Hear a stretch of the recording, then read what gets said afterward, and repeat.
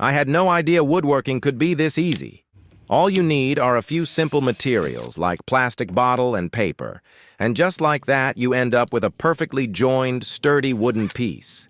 It's incredible how everyday items can transform into something so durable and polished. Who knew sustainability and craftsmanship could go hand in hand so effortlessly?